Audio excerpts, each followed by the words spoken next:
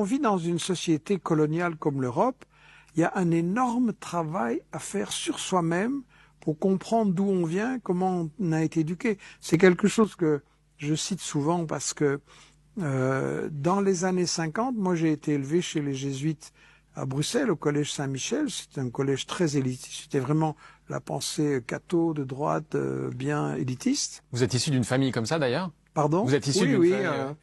J'étais au collège pas par hasard, ma famille m'avait mis là. Et au cours de catéchisme, on m'enseignait les Noirs sont par nature indolents et paresseux. Les Noirs sont par nature indolents et paresseux. On nous disait pas que Léopold II avait coupé la main des gens qui voulaient pas extraire le cuivre et le caoutchouc pour lui. On nous disait bien sûr que les Arabes étaient sournois, que les Chinois étaient sadiques. Bref, il y avait que les Européens qui étaient bien.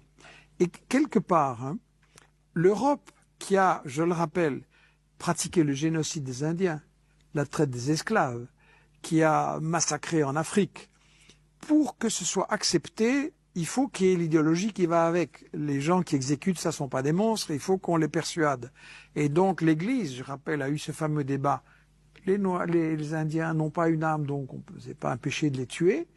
Et donc, nous devons absolument, nous Européens, nous rendre compte que nous vivons dans 5 siècles de colonialisme et qu'il n'est pas encore sorti de notre tête. Et peut-être que les gens autour, les plus jeunes, n'ont pas eu des exemples aussi caricaturaux que ceux que j'ai vécus. Mais il faut se rendre compte qu'il y a, allez, je discutais avec des Suisses comment ça se passe ici, il y a aussi une mentalité de caste supérieure et de mépris, hein, on peut le dire, vis-à-vis des immigrants, vis-à-vis des réfugiés. En Belgique aussi, bien sûr, en France aussi, il y a tout ce racisme qui revient, qui est relancé par des partis d'extrême droite qui conditionnent les esprits. On voit des partis de droite qui vont reprendre des thèses racistes d'extrême droite, ça se voit dans toute l'Europe.